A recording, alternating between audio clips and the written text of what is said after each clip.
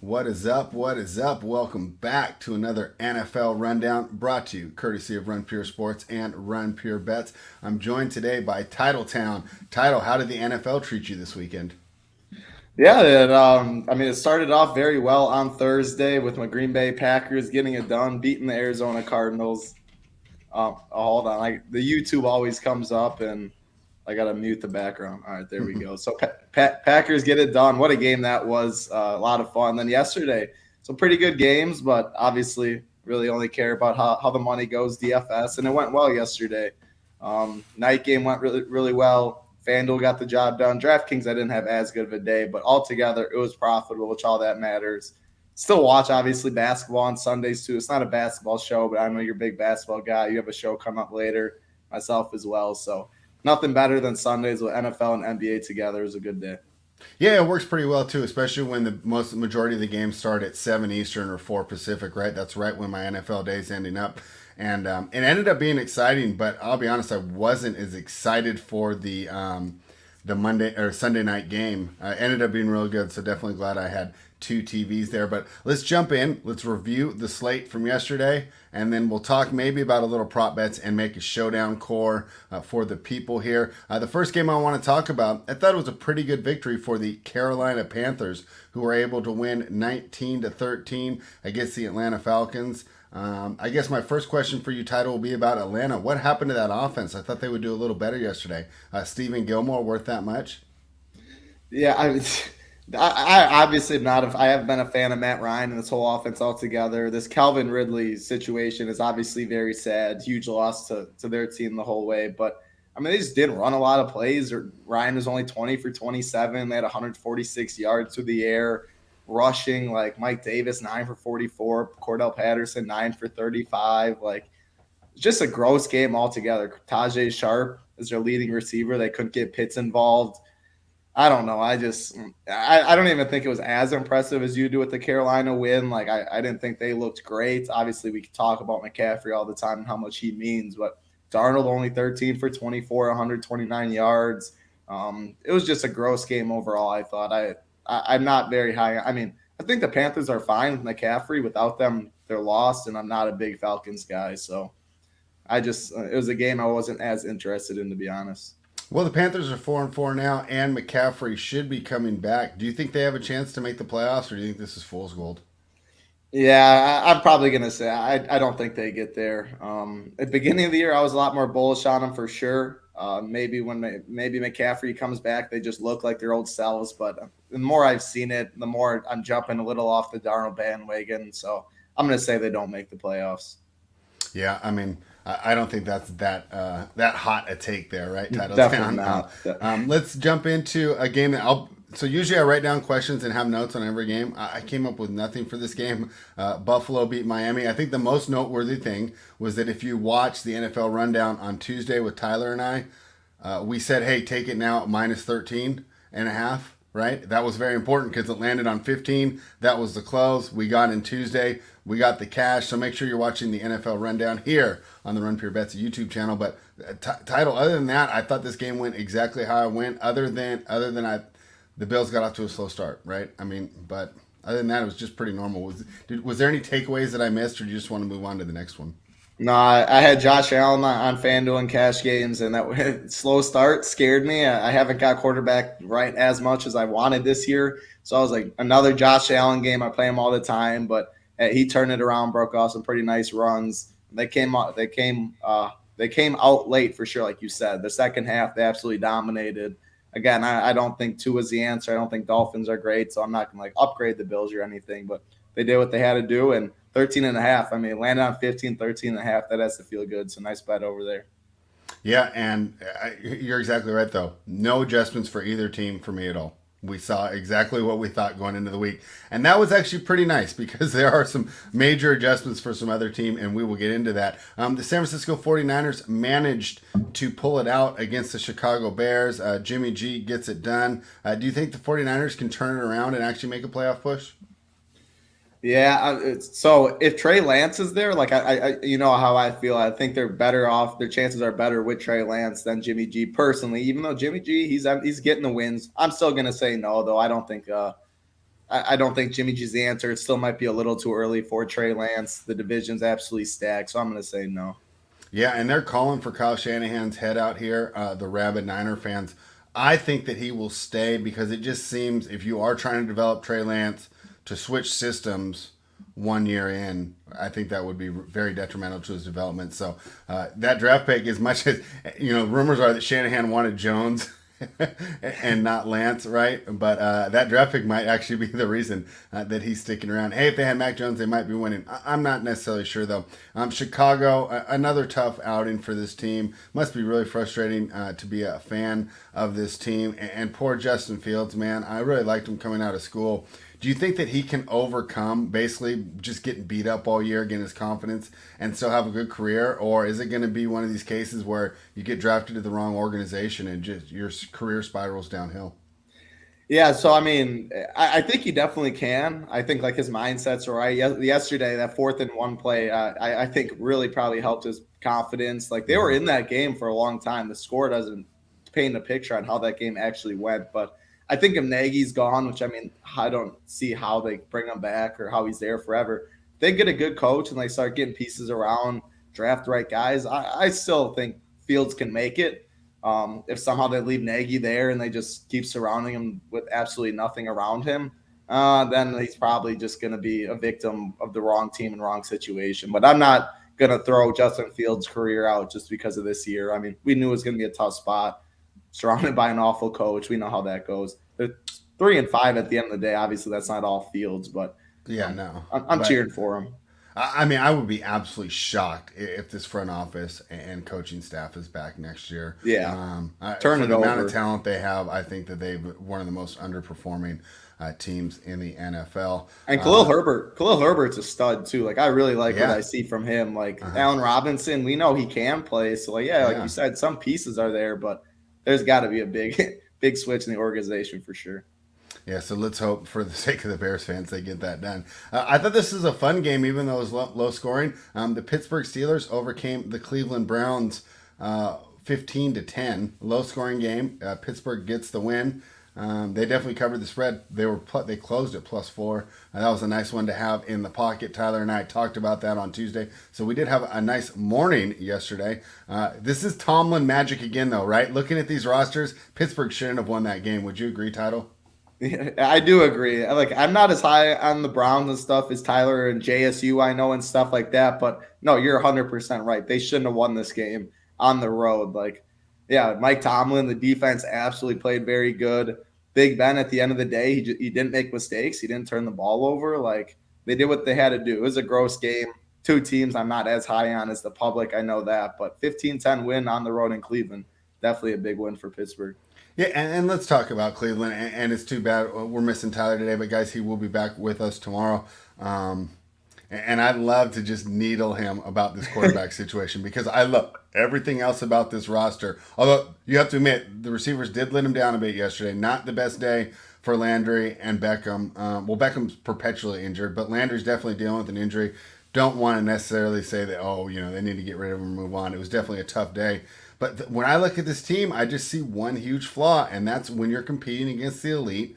I don't know if they can be a serious contender without Baker. My answer to this question is no, but I'd love to hear your answer. Can the Browns be a serious contender without Baker Mayfield? No, I don't think so. The NFL is too top heavy. So, I mean, but you're looking at, this Browns, and, yeah, you love their running game. Obviously, Kareem was hurt, but, you love the two-headed backfield back there. But, yeah, with how banged up the receivers are, Jarvis, 5 for 65 is a leading receiver. Then you got Njoku, 3 for 39. Harrison Bryant, 2 for 33. Rashard Higgins, 227. Hooper, 426.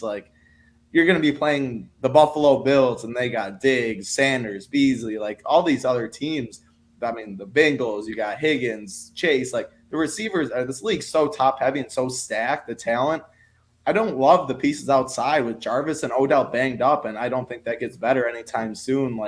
I think Baker's weapons are they're not as good as some other teams, and he could be in a better spot is how I look at it right now. So I don't think it's just Baker. I think there's obviously better quarterbacks out there. They got to run the ball to be effective, but I don't think they can be contenders with this squad.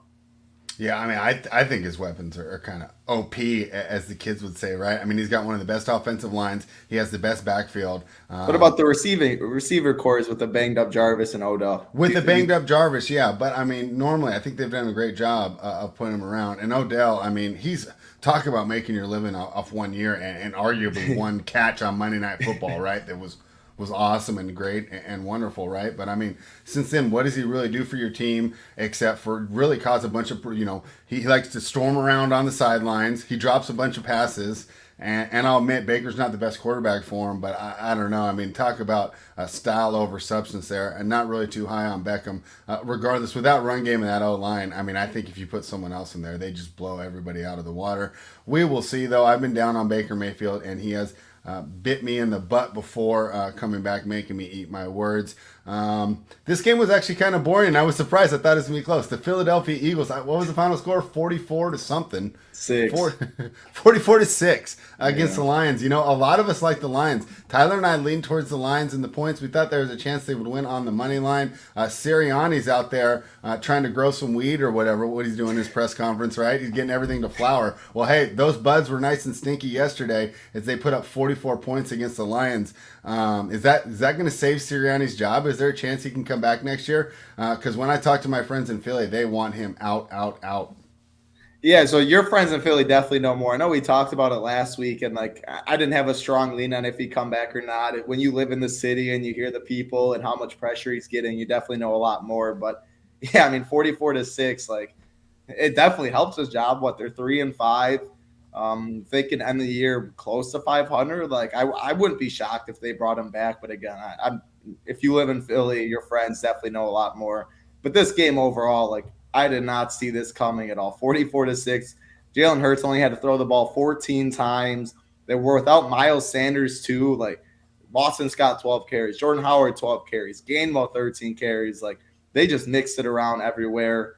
The only receiver that had more than 20 yards was Dallas Goedert. It was just one of the weirdest games you'll watch. But yeah, the Eagles. Yeah, I had Devontae Smith in the DraftKings lineup, and I had a really nice lineup except for that snowflake next to his name. And the thing is, right, so if we talk pregame and I say, Philly's going to put up 44, wouldn't you say I'm jamming Devontae Smith in that lineup, right? He's going to be very high owned. So that was a little disappointing. But, hey, nice for Philly to get on back on track. Disappointed for Lions and our favorite coach, Dan Campbell, who gives all the great quotes. But this was the week it seemed like that the gas ran out. And what's funny is I don't think that they're the worst roster in the league, but they're still the winless team. Do you think that they can get a win here, Title, or do they have a chance for the first 0-17 squad? They'll get a win. I think they'll get a win. They can maybe get one through Fields or something. I mean, I like you said, I mean, they should have wins. They've been competitive in a lot of games. Obviously, this game, not at all. But no, I think they'll be able to fight and get a win. Yeah, well, nice bounce back for Philly. That's two really strong performances they put up this season, and then about 6 kind of mediocre ones, right? They look really good against the Falcons, and then they look good here in the Lions. Moral of the story, I guess, take them in a dome on the road. What do we have next here? Oh, this game was flustering to me, man. I can't believe the Bengals lost straight up. I'm not surprised they didn't necessarily cover, but they lost, right? We were on here giving them their praises. I was eating my words, saying, hey, Joe Burrow's great. Jamar Chase right next to Jerry Rice. I mean, we were all over this team, and just absolutely terrible performance. I guess let's just start with the Cincinnati Bengals. And the question I wrote down, Title, I just wrote WTF with 5 question marks. What happened to our Cincinnati Bengals? And you've been high on them too, so you should know. Yeah, I've definitely been high on them. A guy named Mike White went 37 for 45 with 405 yards and 3 touchdowns. What a performance that I don't think anybody could have saw coming. Do you know by any chance what his props were coming into that game, what his passing yards props was? Because I obviously didn't look, but man, it had been 230 or something. Yeah, it was in the low 2s. I think it was higher than we would have even expected because they expected the blowout run and then they'd be going against prevent. And what's crazy, Title, this was the Bengals defense that I expected all year, right? I never doubted their offense when I was down on this team all season. It was just, I just thought that the defense was just going to get torched. And we saw it yesterday. I mean, guys were wide open, stupid penalties. I mean, you couldn't even blame the refs though, right? You see the flag, you get mad, and then you watch the replay, and you're like, well, yeah, that was a penalty. So, Yeah. do you think they bounce back, or do you think that they're closer to maybe the team that I thought they were at the beginning of the season? Yeah, I think they'll bounce back. Like they were 5-2. If it was 6-2, it's like wow. Like, do I think this team's going to be winning a Super Bowl or pushing this year? No, I don't think they're quite like that. But I still think they're going to have a good record, decent seeding in the playoffs. As far as the penalties, like man, I mean that helmet to helmet. Okay, that one was bad. That was very bad. Wrong there. That was absolutely terrible. But they were 11-point favorites, and they shouldn't have been. Yeah. They shouldn't even let it come down to that. You know, 100%. So, yeah, I agree with you. That helmet to helmet was bad. Yeah, the initiative. But yeah, so Joe Mixon shouldn't be getting the ball for. Like, I mean, I'm not saying that it was wrong because he was 14 for 33, averaging 2.4 yards a carry. But you got to establish something on the ground to set up the play action more. Higgins had a good game. Boyd got there. Jamar Chase dropped a touchdown. He still got in the box. But, like, Joe Mixon, the running game needs to help Joe Burrow out a little bit. Burrow did okay. But, yeah, you can't be letting up 405 yards to Mike White or whatever. And the Jets put up 34. So, and that was the Bengals' offensive line I expected. As much as we want to blame Mixon, how many times did he get to the line of scrimmage without being touched, right? Yeah. So I don't know what the exact stat is on that. It's like yards before contact. It had to be in the negative yesterday as the Jets dominated the line of scrimmage there. What do you do if you're the Jets now? That's a really good question. You don't rush Zach Wilson back, like right? You got to get Mike White. You got to send him out there next. I mean, what a game! Like. You play Mike White next week is what you do. You say Zach Wilson, you get 100%. We're not rushing him back. You know, obviously he's the guy in the future, like he has to be, or you got to say he is. But yeah, Mike White deserves to definitely get another. I mean, do you though? Let's say Mike White just runs off the rest of the year, puts up, like average 280 to 300 yards a game, 2 to 3 touchdowns a game. Well, if he's doing that, respectable. Did you put Wilson on the trade block? I mean, if he's averaging 280 to 300 yards, a couple touchdowns for the rest of the year, then yeah, I mean, Mike White's got to be a legit NFL quarterback. I'm not sure. I'm obviously not buying into that yet. Like, yeah, I know that'd be an insane thing. But at the end of the day, like, if he does that, you can't deny what he's doing for your football team. He'd have to be the guy. You think? Yeah. But I mean, hey, maybe there's some Dak Prescott vibes, right? Middle round pick. Small school, guy comes in and just gets it done. So that'll be fun. Obviously, it's only one game, right? So anything can happen. But I got knocked out in Survivor. I faded the Jets. I was gonna ask. It was nice. Okay, but you know what? I wasn't even really that upset. I thought it was a fun story. I thought it was a fun game, right? And other than the helmet to helmet, it was just terrible. And I'm going to take a segue here.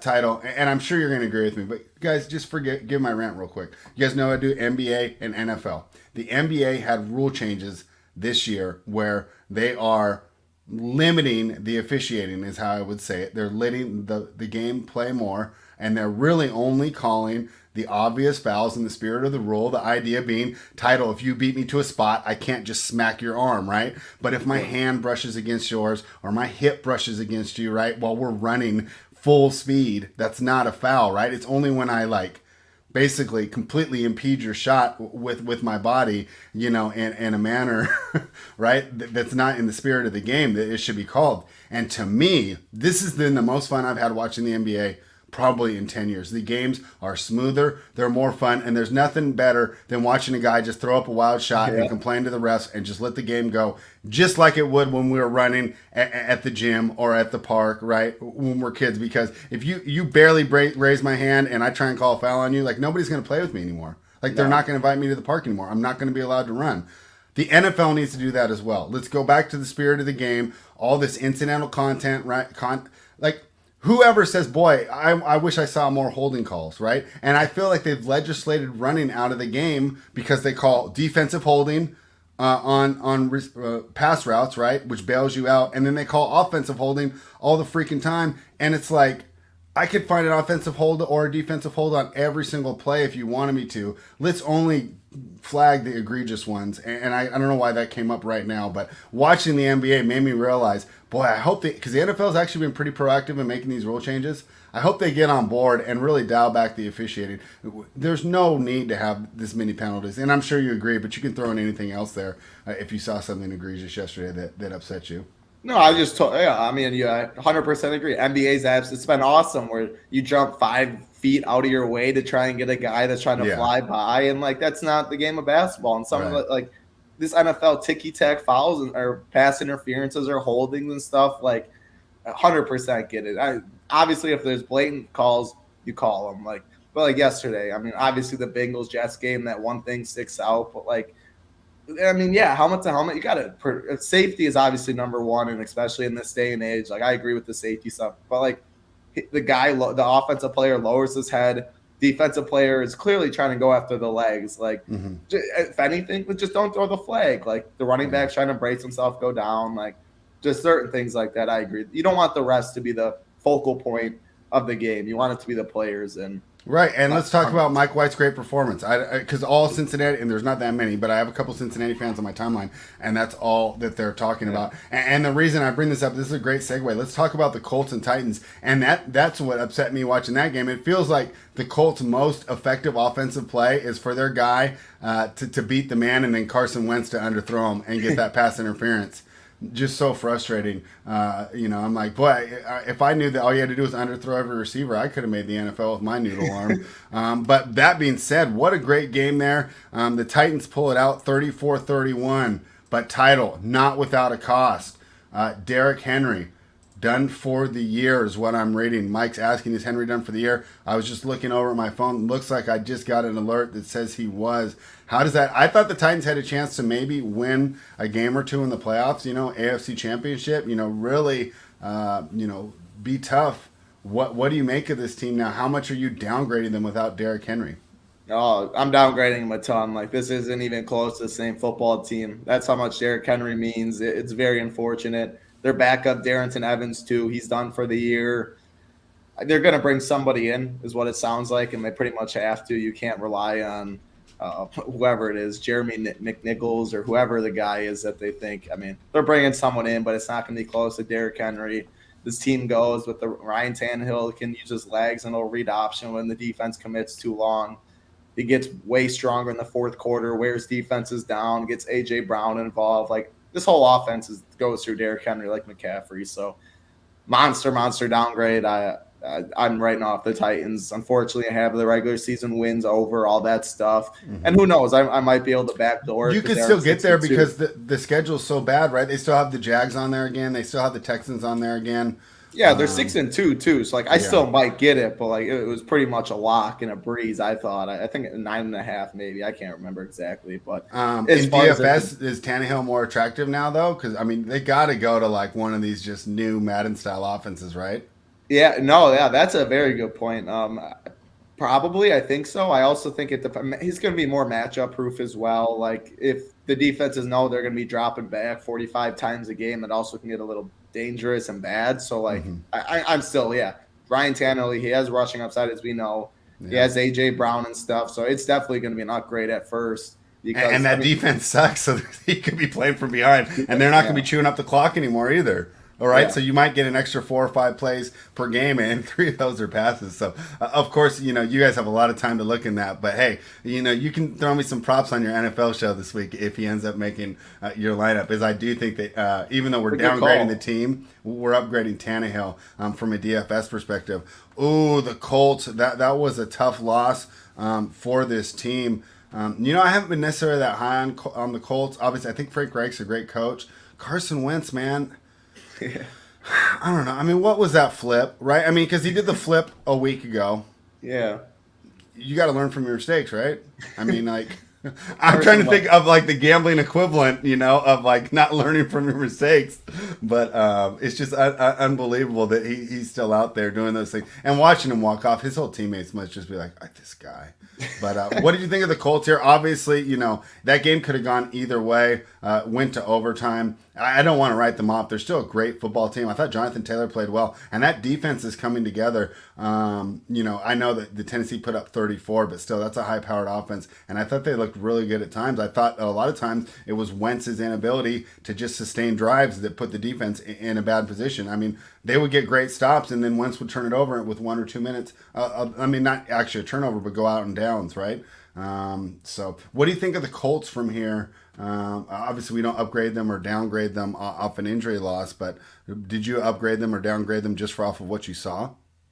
A little downgrade, maybe. I get, like, why are they throwing the ball 51 times to Carson Wentz and Jonathan Taylor's only getting 16 carries, averaging 4.4 yards a carry, and they're up 14-0 after the first quarter? Like, you had the nuts game script for Jonathan Taylor, your best player, who's very explosive. Like, you're a run first team with Carson Wentz. You have to be. You didn't bring him in to throw it 50 times to Michael Pittman, who's their number one. But, like, I like Michael Pittman, but he's their number one receiver there. It's not like he's throwing to a trio of studs. Like, you got to be a run first football team. Rely on your defense, limit the possessions on the other side, and not let Carson Wentz drop back 50 times to make multiple mistakes a game. Like, Carson Wentz isn't the answer. Jonathan Taylor's the answer. This team, they only can go so far because of Carson Wentz is how I look at it.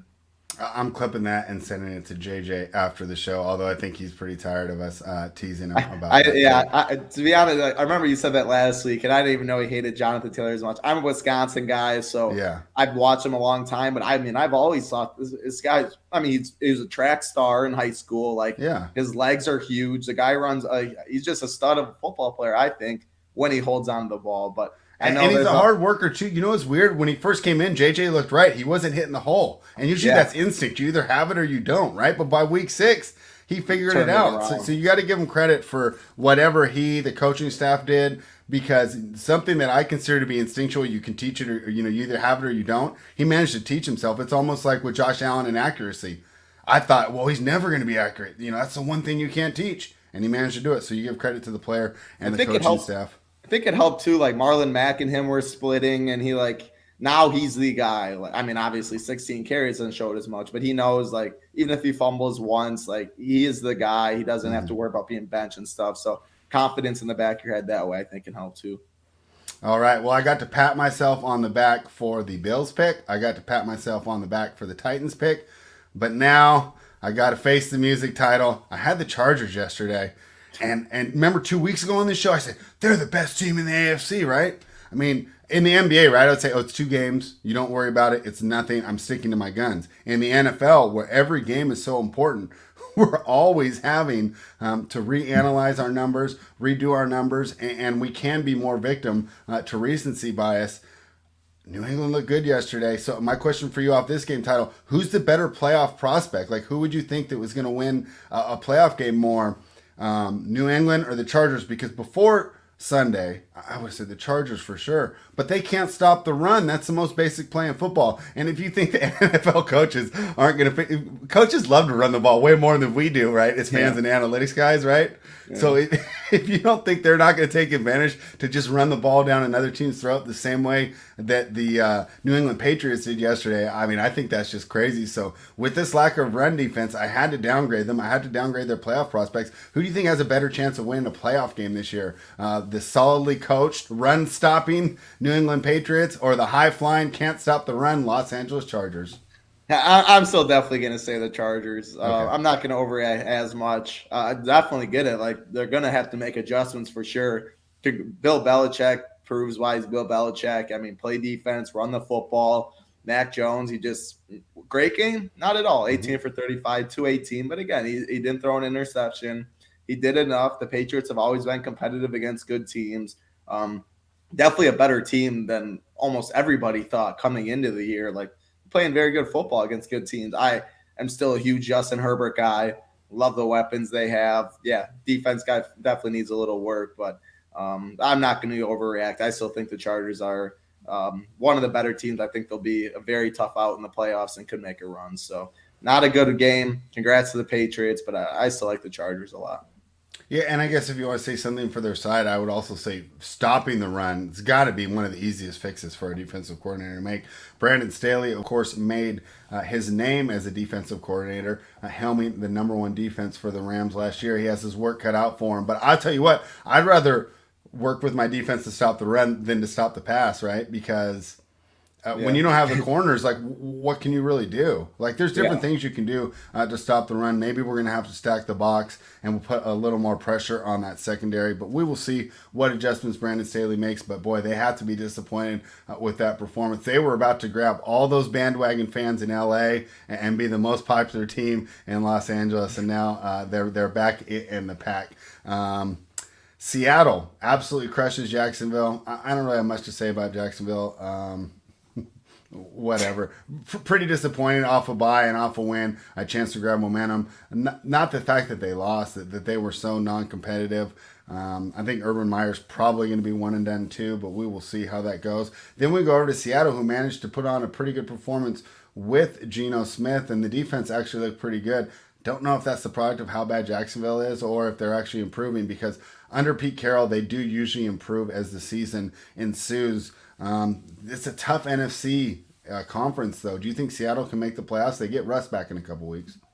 Yeah, I still don't. I mean, that division's so stacked. I don't think they're 3-5 right now.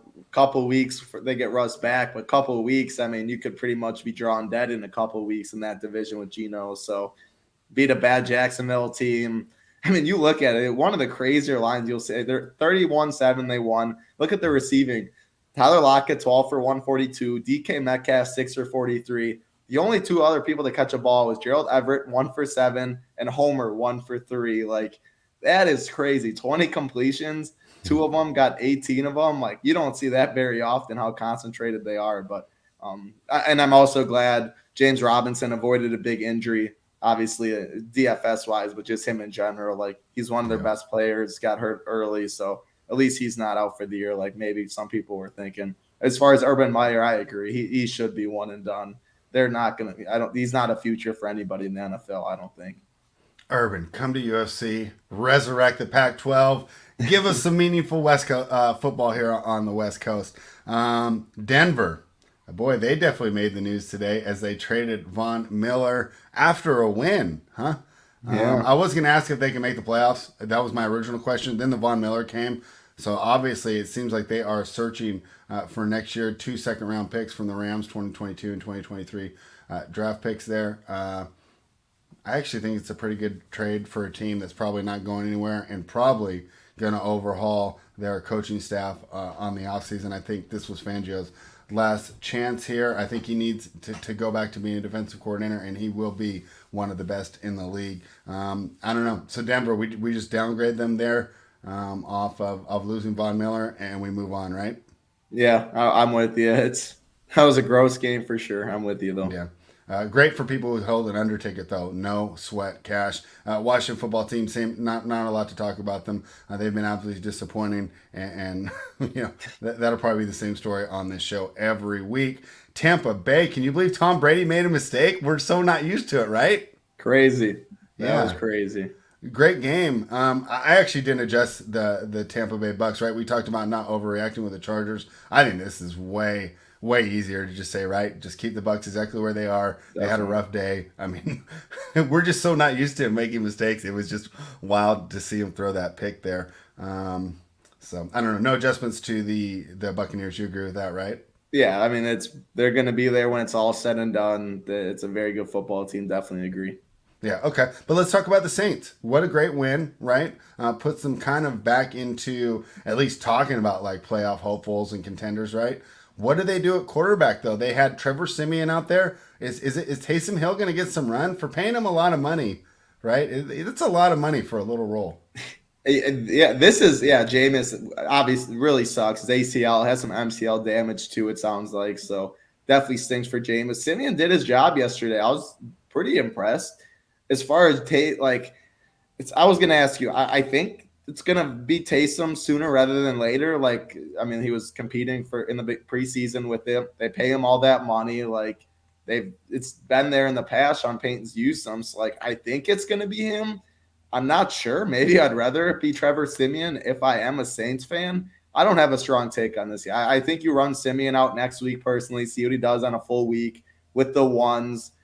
They just beat Tampa Bay at home. He didn't make mistakes. I thought he was fine. So I don't know when. Is Taysom supposed to be back next week? Is there a timetable? I don't even know exactly when he's supposed to be back. I think it's pretty soon. Is it next week? Yeah, it's pretty soon. Do you think that he will start as soon as he's healthy? And then That's what, what like. That's what I think. If he's back like healthy, if he's practicing Monday, I honestly don't know, but I think it still should be if he's questioning stuff. I think it should be a Siemian week, and I'm guessing that they're going to go Siemian because I don't think he's fully healthy. Siemian runs the ones all week. He gets his full game, and then after that, depending how it goes, I think Sean Payton makes his decision that way. Yeah, well, somewhere Big T is celebrating Taysom Hill season, so look for him coming to a Run Pure Sports core, NFL core near you. The other side of that trade, let us talk about the Los Angeles Rams. They should have covered the closing number. They obviously covered the opening number. I don't necessarily even fault them for doing that, though, right? I mean, no. It sucks if you were holding the 16.5, but at the same time, you got to do what's right for your team. And I think that was what was right for your team. And they probably would still even got that if they could have stopped the 2-point conversion. Nice for Davis Mills to put some points on the board. Look at Sean McVay. What a nice guy, right? The poor guy Davis Mills getting thrown around. He gets to taste the end zone there for a second. But let's talk about the trade. I think it's huge because, right, Von Miller can't carry a defense, but when you add him to an already dominating defense, I think he helps a lot. How much are you upgrading the Rams off this win? Off this trade? I don't know how much more you can upgrade them. They're already sitting right there. But, yeah, Von Miller to the Rams sitting with Aaron Donald in that defense, this team is nasty. You don't want to see this team. Darrell Henderson's a stud. Cooper Kupp's doing Cooper Kupp things. Stafford's playing well. I was high on Stafford coming in. They got to be the favorites to win it all right now, I think. And it's going to be crazy. The Buccaneers – the Packers right now, Cardinals, but Mahomes, we'll get to there. Playing tonight, but who knows if the Chiefs go back? The NFL is so top heavy, but I think the Rams got to be number one. He's number one in my power rankings, especially after this trade. Yeah, the NFL's become top heavy like the NBA. I posited before that's because it's become a superstar league like the NBA now, where 10 years ago, or before 10 years ago, right? Almost 20 years ago now, right? But when I first really started capping football, you could win with an offensive line and a defense. You could run the ball, just protect your quarterback enough, right? You can't do that anymore with the rule changes. These quarterbacks are like NBA superstars. Just one of them can bring you from 2-15 to 9-8. Just one player, right? So never before in the history of the NFL has one player mattered so much, and I think that is why the league is so top heavy. Speaking of top heavy, Dallas manages to get a win without their starting quarterback. What an exciting game! So much fun. Like I said, I wasn't excited for it, and then it ended up being enjoyable. And then I didn't get down on it. I had a bad afternoon. I said I'm done for the day. I had a couple NBA bets to sweat out, and I just watched it and enjoyed it as a fan. It was a great game. The Rams add Von Miller. Dallas wins without Dak Prescott. Who is your favorite to come out of the NFC between these two teams? Between the Rams and Dallas? Yeah, who would you say has got a better chance? I think the Rams. Yeah, okay. I think the Rams. Dallas is pretty good though, huh? Win with the backup. We also got to say at the end of the day, one has Mike McCarthy, so I'm already giving a huge downgrade to whoever Mike McCarthy's on. Yeah, I know. I saw that. Yeah, Pete wants to know. Do you want to answer that one, Title? I think I just answered that one. How upset will we be, Title? We will have to do a stream where we just are throwing stuff against the wall and getting hammered drunk. And then on the other side, where's that one comment I wanted to put up here? It was Jonathan Nelson. Jonathan Nelson, do you like the Vikings and the Lakers? That's a great combination. I guess Minnesota, right? Minnesota Lakers. He says he's done with this Vikings team. Clean house. Everyone's got to go. Zimmer, Cousins, everybody must go. Jonathan Nelson, you are ready to be a bouncer in California at 1:45 a.m. I don't know. You can't, you don't have to go home, but you can't stay here. Come out here, Jonathan. We will hire you. We'll get you going there. He says off with Zimmer's head. What did you think of that Vikings performance? That's another backbreaking loss, right? This has to be the team whose record is the most misleading for how good they are. But at the same time, what's the old Bill Parcells quote? You are what your record is. So we can say all these, well, they should have done this, they should have done that. At the end of the day, they're 3-4 with a pretty good roster. I don't know if I get rid of Zimmer. I agree with the get rid of Cousins calls. Title, I know they're not your team as the Packers, but you're pretty familiar with them. Growing up, you're a big NFC North buff. What did you think of this Vikings team? And if you are, would you agree with Jonathan Nelson? Everybody must go, or do you agree with me? Keep Zimmer and bring a new quarterback in. Yeah, I think I agree with you. I mean, this roster. I mean, first of all, you can't lose that game on Sunday night against a backup quarterback at home. That was a must-win game, pretty much, for the Vikings. They should have won that game. Cooper Rush, he played a pretty good football game. This is where I think you go like a Simeon. You give him the whole week with the ones. He's prepared. You can make audibles at the line. You're just comfortable. You're the guy and see what you got. Good for Cooper Rush for sure. The Vikings, I mean, how do you throw for under 200 yards? Dalvin, 18 for 78. Justin Jefferson, 2 catches, 21 yards. It was just an awful football game. I mean, you got to score more than 16 points with a high. I mean, they got talent, like you said. Cousins, Dalvin, Thielen, Jefferson. They have the talent. This is inexcusable. I think I agree with you. I think I would keep Zimmer. He's been there for a while. I don't think he's necessarily the problem. I think, if you can bring in a quarterback, I don't think Cousins is bad by any stretch or that, but I think someone maybe a little more mobile, a little more athletic, can get in space, cause a little defense to worry about different things. I think I would agree with you on that, but I don't know who they could get that would be an upgrade. Who are you thinking? Who do you have in mind or thinking if the Vikings had this guy and that is reasonably attainable, who are you thinking that could take over for Cousins? I mean, at this point, you should have realized he wasn't the guy 2 years ago and drafted someone and developed him behind him. Draft, you're thinking? Yeah, I think that's the way to go. I don't know. I mean, Tom Brady comes up, that was weird. Players that will actually change your franchise don't come on the market too often in the National Football League, right? In the NBA, sometimes the guys just don't care. They just want to leave because they don't want to be up north. In the NFL, they're pretty. Josh Allen gets locked up by Buffalo early, right? I mean, these guys get locked up early if they show any talent. I don't know if you get a game changer without drafting. I see someone saying not in on the Deshaun Watson. Even then, man, that's such a gamble because we don't. Let's say you do pull off the trade. Now you've lost 3 or 4 draft picks, and you don't even know if he's going to be cleared to play.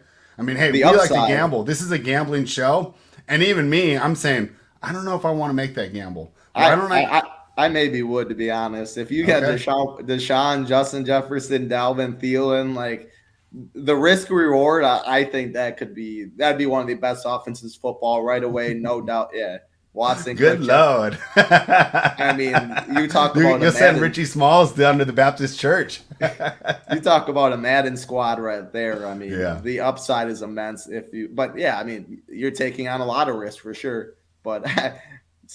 Don't sign me up for an NFC North fan. If Rodgers is gone, obviously, then I'm not even expecting much. But, I mean, if they got Watson and somehow it all worked out where he could be around for a while, I mean, Vikings would run that division for years and years to come, I think. So I like that thought, Richie Smalls. Yeah, I'd have to agree with you there. So that was a fun breakdown of all the games that we watched yesterday. What a fun Sunday of NFL, even if we weren't on the winning side of every pick. We did do pretty well as a team over at Run Pure. So let us talk about tonight's game. And then since we don't have Tyler here, what we'll do is let's go ahead and just talk about the fantasy upside of the players. And then while you're kind of going over that, I'll pull up my offshores and I'll kind of give the correlating numbers on the props because most likely players that you are targeting to put in your lineup tonight will want to go over on. Players that you're fading, we might look at some unders. So Title, why don't you walk us through this? I've got a contest pulled up, single entry NFL Showdown. Help me win here, Title. Who do we start with the captain? I'm assuming Patrick Mahomes is going to be 50%? I was going to say, he's by far going to be the most chalky. I mean, it's pretty easy to fit to. This is just a spot where, I'm not going to play Patrick Mahomes a captain just because, Tyreek Hill can go 10 for 200 and easily break the slate. Travis Kelce can go 10 for 200, easily break the slate. We've seen Danny Dimes, if he's in the right game script, which are 10.5-point dogs, he has rushing upside where he can get there. Sterling Shepard's been very good for them. So, there's other people in this game. Unlike last week when we were on here and Kamara, I just said, like, how do you not play him? Like, the upside, like, there just didn't seem like there was anybody around him that could get there. Today there can, especially on all cheat slates. So I'm definitely going to be underweight on Mahomes at the captain spot. It'll get me a different build. It'll save me some money since he is the highest owned. I think I'm going to be overweight Danny Dimes for sure in the captain spot. It's just you take the other side, you take the quarterback. He has rushing upside. I like Danny Dimes in this matchup against this Chiefs defense for sure. I like Sterling Shepard. He'd be my favorite one to pair with. He's only $7,000 to Tony at 6,800. I'm definitely going to be overweight on the Giants passing attack. I like Kelsey and Hill. I'll probably make a rule to have one of Kelsey and Hill in my lineups, even if I don't have Mahomes. So everything's concentrated, as we know, to Tyreek, to Kelsey, the upsides there. So I'm going to focus more on the Kelsey, the Jones, the Shepards of the world. Definitely underweight Mahomes. I think Hardman's price at 4,800 is way too low. He has a lot of upside there. Harrison Butker at 4K if you need to get down the little savings. We saw kicker yesterday do well for the Vikings. Gano, Butker, I don't mind that. I'm going to fade both defenses for sure. Not a game I want to pick on that. Going down a little bit if you need some value. Byron Pringle, 2,200 only. Think he's a solid value. Demarcus Robinson at 800. There's value there. Jerick McKinnon at 1,000. They're using him more. Some PPR points there. Think he's fine. I probably would make a rule. One max of Darrell Williams and McKinnon. Kind of more pick your game script is how I would say. If you think the Chiefs do cover, they win by 17 or something, you think Darrell Williams the guy there. I think you'd play him. If you think it stays kind of a little bit closer, that they're going to be throwing for 4 quarters, I think Jared McKinnon's a good value down there at 1,000, but I would make a rule personally. I don't mind the Devontae Booker and stuff, but I'm going to be more on the passing attack. So I'll be under on Booker at 8,200 since I do like the Shepard and the Tony and the passing route more that way. So if I have to give a core, I will give a core. Again, this might change a little bit. If it does, you can get in Discord. This is my first time really looking at it and talking about it, but it would be Danny Dimes, Sterling Shepard, and I'm going to say Tyreek Hill. I think Tyreek Hill has a game today. So 11,000 Tyreek. I'm going to go with Dimes. You like Shepard more than Tony, huh? I was thinking Tony there. I don't hate that at all. If you want to go Tony there, you can 100% go Tony. I was on Shepard, got 43% in best ball or something. He was absolutely smashing to begin the year. He's been Danny Dimes' guy the whole time. Then he got hurt. And then Tony emerged, and then he's explosive for sure. But I think it's Shepard for the first 4 or 5 weeks. He was the guy, and he was absolutely dominating. I think people might go a little more Tony. He's a little cheaper. He's shown the upside more recently. Shepard had that Q tag a little banged up. I'm going to go Shepard personally. Not a strong lead at all. You go Tony for sure. I don't mind that at all. No, you talked me into it, and you're the expert here. I probably was just excited by all those highlights I saw last week. He's explosive. Like, you're definitely not wrong. And maybe you just run 2, and you can run either. They're pretty close, right? It depends on if you're doing how many lineups you're doing. Single bullet, hey, go with Shepard. Title's the expert. Or you can play both. Like if you're playing multiple, I would just switch them, and you can run the other 5 the same, right? Or if you go Danny Dimes, Shepard, and Tony, you're gonna be a lot more unique. Like the Chiefs, they're 10.5 point dogs. Yeah. People are gonna go 4-2 Chiefs builds, 5-1 Chiefs builds. Even if you went 3-3, I know it doesn't sound nice on paper, but hey, you're playing a script. You're playing to win. Yeah, with as many people as possible. I've been quoting you, Ty. I don't know how many rundowns you watch, but I've always been looking for the ways to get different. And not to my own horn and go on the NBA too much, but on Friday night I was telling AP, hey, no one's going to spend up for Paul George, and this is how you're going to get different, right? Exactly. And it ended up being awesome. The problem was I ran him back with Damian Lillard, who didn't get there for me, right? But I felt like was like I'm getting sharper, right? I felt like Titletown when I was getting different there. Let's talk about how some of these correlate, right? So Patrick Mahomes, so you're underweight, right? But of course he's Yeah. going to be in some lineups. What do we think of Mahomes? I see him at 302 right now, but if you shop around, 300 is going to be about the standard number. Of course, if you like the over, get it now. I don't see people betting that under, but he has had some issues the past couple weeks. Been the roughest stretch of his career. If you had to bet, would you bet over or under for 300 passing yards title? I don't bet Mahomes unders really, so I would say over, but like You're fine staying away. Yeah, I definitely personally would stay away. What sticks out to you? Were you about to ham that over? You're the betting. I mean, Tyler's obviously more props. Yeah, betting. Tyler does the props. I do more sides and totals. How do you see I was this going to game? stay away too. But How do you see this game going? Like 10.5? Like talk about how because that plays into DFS and all that too. Do you have a lean? Do you think they cover? Do you think it's they pull away at the end? Do you think they just get out to a lead and then it's pretty lopsided the whole way? Like how do you see this game going? Yeah, I mean, I think the Giants can keep this game close. I think that it's not necessarily that they're undervalued, but because they are so bad and they're in New York, I think we have a tendency to think that they are worse than they actually are. I think there's a good chance that they keep this close. Everyone's going to say, well, the Chiefs are going to want to come out. They're going to want to put on a show. Well, we've been saying that for the last 4 weeks, right? And it's still just not coming together. I've also said that I was wrong because the names were so great, but this isn't John Madden. You can't just grab 4 linemen that are 88s or whatever and throw them in your line and expect to have one of the best offensive lines in the league.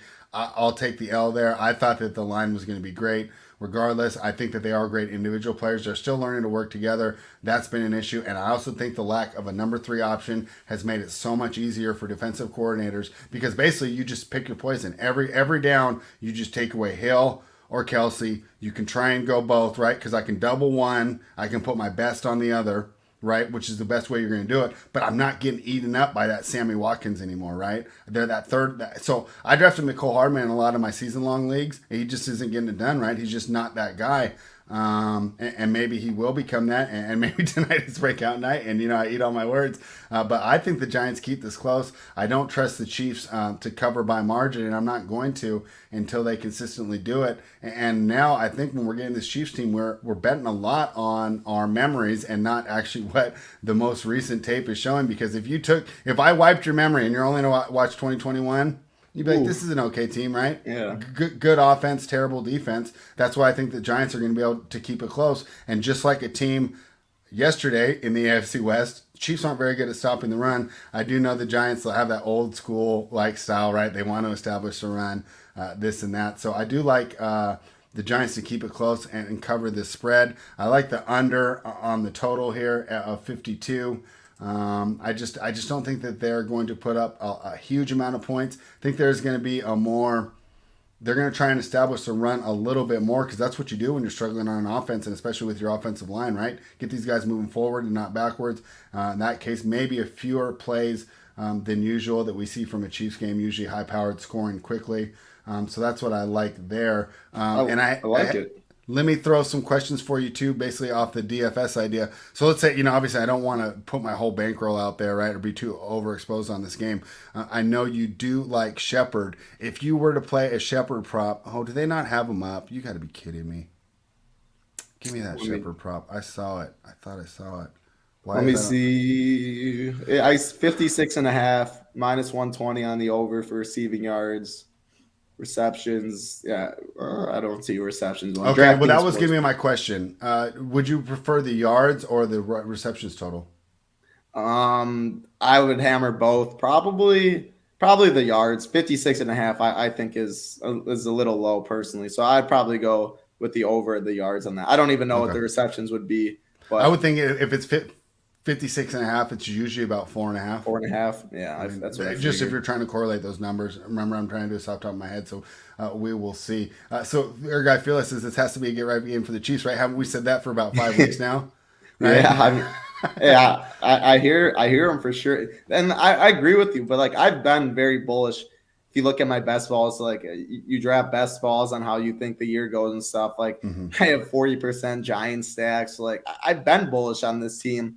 Feels like the perfect spot. Like if you trust the team early and stuff, the Chiefs have been bad. Their defense hasn't done anything. Like 10.5 point dogs. People aren't going to go a 4-2 Giants team. So like I'm going to be overexposed, and you can lose a game by 10 or by that. And if the Chiefs points are so concentrated, which we've seen, just say it's all only Tyreek and Kelsey. Like that, just get it done. It's only Darrell Williams and Tyreek or whatever the two. Like you can lose a game by 10 points and the DFS still win with the 4-2 other squad. It's more rare, but if everything's concentrated on the Chiefs, Daniel Jones, Shepard, they get some late stuff, and like I'm gonna definitely have maybe not as much 4-2 Giants. Maybe I'll do 3-3, but I'm gonna mix in those two for sure. I like the fantasy point upside. I like Danny Dimes rushing upside. I like how you think it stays pretty close because I wouldn't bet a minus 10.5 Chiefs right now either at this point. And I've been bullish on the Chiefs all year. It's just let's get to the time. Like you got to be a little worried for sure. Single bullet. Can I avoid? Can I keep Patrick Mahomes out of here, or am I just asking for trouble? Yeah, that's on your call. I probably will fade Patrick Mahomes in my single entry because I'll play the 100, 200 or whatever. He's going to be 80. He's going to be 90% owned. Like at the end of the day, it's football. I want to take first. It definitely does not feel nice. I'll have him in cash games and all that, obviously, but I'm going to fade Patrick Mahomes in my single entry. All right. Well, let's give out a nice 4-man core here. And then we will call it a show, and we'll keep Patrick out of there, all right? And we'll see how this turns out. I just took him out of the single build right now, and that allowed me to get Tony and Shepard in there. We're going ultra contrarian tonight, title, but it'll be fun when no one else has the same lineup as us. So help us build here. So we want Jones and we want Shepard. Where do we want to go from there? Help the people out. Yeah, so Jones, Shepard, I'm going to be Tyreek. Like, there's still – Mahomes is going to get points, but if he throws the touchdowns to Tyreek's getting more than the Mahomes. So I'm going to go Mahomes or Tyreek instead of Mahomes, and I'm actually going to say Hardman too. So I'm going to say those are my two Chiefs. Okay. I'm going to say those are my two Chiefs. Hopefully they take away Kelsey more so. If Mahomes throws 280 yards and 2 touchdowns, McCole has one of them or Tyreek has one of them, or just say – the other has 2, but one of them gets a 100-yard bonus or something, they're going to outscore Mahomes for a cheaper price tag and allow you to get the Danny Dimes, who's still expensive. Shepard's sitting there at $7K. And again, I don't mind. If someone wants to go Tony over Shepard, 100%, it makes total sense. I'm going to go Shepard right now. So I'm going to go Danny Dimes, Shepard, Tyreek, and Hardman as the 4-man core.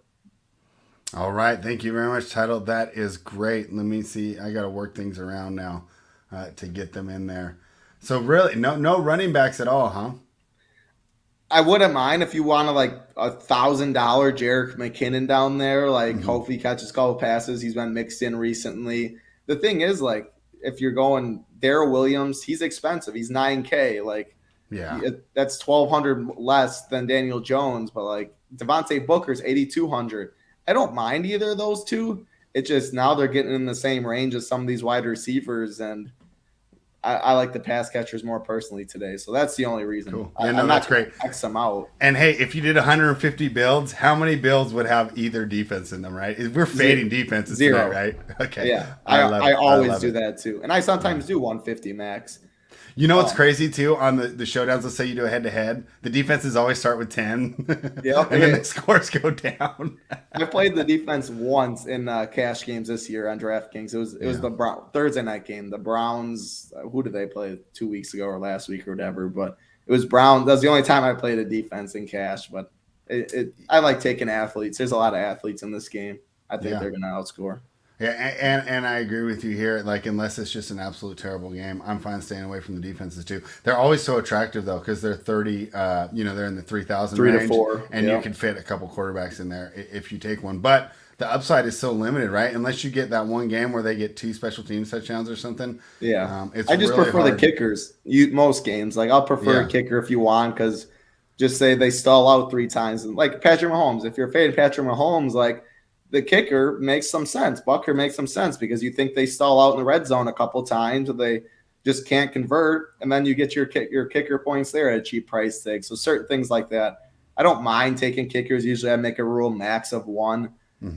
But I still like I like athletes. I like guys that are on the field a lot that have touchdown and big play upside. So that's how I approach Showdown mainly.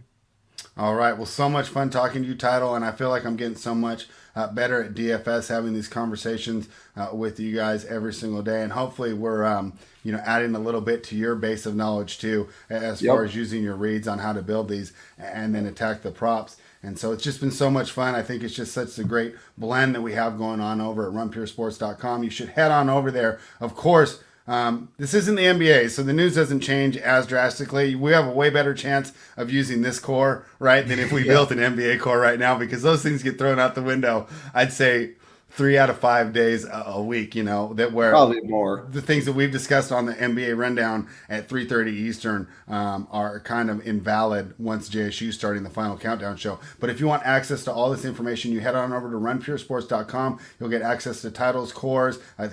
You did pretty good in UFC this weekend too, didn't you? We buried that lead. Yeah, it was so good. I mean, Jan, the main event, if Jan won, we would have shipped all the money. I think it costed $75,000 maybe. Like we had the nuts. Every fight pretty much right, and then main event stunk. But hey, we got big cards coming up. Pay-per-view this week. That happens, right? And like yesterday, I had a really good lineup there. In the NFL, I used AP's core pretty heavily, and then Derrick Henry, right? But he got hurt. It's not even like we made the bad read. These things happen. But, this is the best in sports gambling information, right? We promise, we can't promise every night will be a winner, but we can promise you that you will get our best effort. I'm grinding like 50 hours a week doing this. Yesterday I woke up at 6:30 and I fell asleep at like 10 p.m. and it was just sports. I took a quick break to take a walk downtown and check out some of the costumes, but that was it. We are grinding hard for you. The best bang for your buck in sports gambling and daily fantasy information. Head on over to runpuresports.com. Use the promo code GETBETS. That gives you access to our site as well. That's going to get you in on the bets team. You're getting access to the live shows with the Sports Keg, which have been absolutely crushing the NASCAR content. He crushes UFC. His NFL has been impeccable. You're going to get access to Joey Works Baseball. JJ's a jack of all trades. He dominates in college football, tennis, NFL. You name it, the guy caps it. MLB. And then, of course, Score with D does the soccer for us. You get access to my NBA plays as well, which have been pretty good to start the season, Title. I've had a pretty good read on it, right? So, we're having a lot of fun over at runpurebets.com. Of course, you want to be a member of both. You'll be on both sides of the Discord. You can talk to me, talk to Title, talk to all the other members, right? A lot of these members of Run Pure Sports, they give us information that we end up using here on these shows, because it's not, it's a community where we're all sharing information, trying to get better as handicappers. And I don't act like, these guys in the chat can't teach me stuff. I don't know everything. The day that I know everything about sports betting is the day that I'm going to die. I'm going to keep trying to get better no matter how old I am. Even when this hair, the hairline's receding and going gray, but I'm still trying to learn, guys. So that's the value you get over at runpurebets.com. Please head on over there. Title, do you have any messages for the people? Like, you want to let them know what time you'll be on Hardwood Live tonight? Yeah, we got so yours is at 3:30 Eastern. Right. Bobby Gomes, I'm not sure if Tyler is, but you break down the rundown, and then pretty much right after that, 3:45 or 4:45 Eastern, the NBA Hardwood Show. Hoop, man, Go and myself will be on it. It's free on YouTube.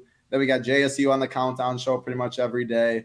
What a time to be a sports fan. NFL on tonight, NBA on tonight, golf still going on, UFC, like so many sports. No better time to sign up for the bets and the sports package. And you guys definitely teach us stuff. If you predict how a game script goes, predict how a game goes, that's what you want to know in DFS and vice versa. So always fun hopping on, keep crushing NBA. It's a great time. NBA, didn't you bring a member to your team? A member, yeah. Oh, Glaucoma, right? Was in the Discord as a Run Pure Bets member and was just shipping so hard. He got drafted, right? He got called up to the main roster. We bought Gary used to just be a member too. He got brought over as a coordinator. So members teach us stuff all the time. Like we're guys that like sports, that dig in a lot. We might have some more time that we're able to look at stuff, but members absolutely know stuff. I learn stuff from all the time. It's always fun talking sports in there.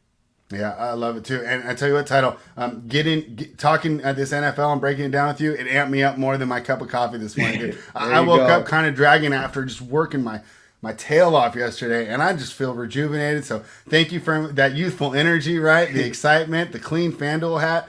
We love everything you bring over to the show here at the NFL Rundown, brought to you by Run Pure Bets. Thank you, everybody, for hanging out. I will be back with you in about an hour and a half with Bobby Gones. We'll be doing some NBA, which is my bread and butter, my true love. And then Title's going to jump on the Hardwood Live, and we'll see how our cores compare. Bobby and I will build one, and then Title and the gang is going to be building one on Hardwood Live. So make sure you subscribe to the channel. Hey, go ahead and like the video. And if you enjoyed this information, share it with your friends. Thank you.